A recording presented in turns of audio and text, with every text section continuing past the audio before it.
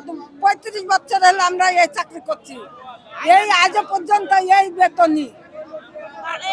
আজ দেবে বেতন, কাল দেবে বেতন, 28 বছর বয়স হলো, মাত্র 1400-500 টাকা বেতন পাই। তাহলে আমরা কি করে চলবো? আমাদের দাবি দেওয়া টাকা পয়সা লেনদেন নিয়ে এত হইহল্লা হচ্ছে, এত কিছু হচ্ছে। এটাই আমার কথা, আমাদের বেতন বাড়ুক, আমাদের আর কোনো দাবি নাই। আমরা চাইবো এই 750 টাকা বেতন যদি না হয়, আমরা ভবন থেকে আমার মা বোন সদ্যীয় মুরব্বীরা আমরা কেউই হটবো না।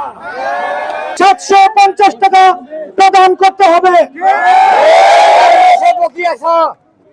শ্রমিকদের প্রতি বছর যেসব উৎসব ভাতা আছে এগুলো শ্রমিকদের প্রদান করতে হবে।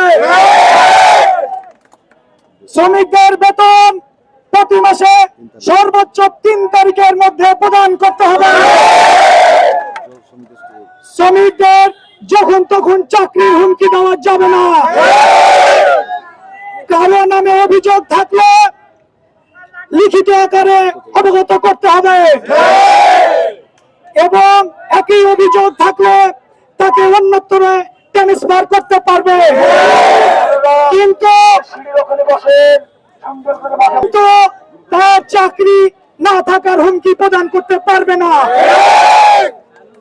কর্মচারীদের নিয়োগ বাণিজ্য বন্ধ করে অস্থায়ী কর্মচারীদের স্থায়ীকরণ করতে হবে।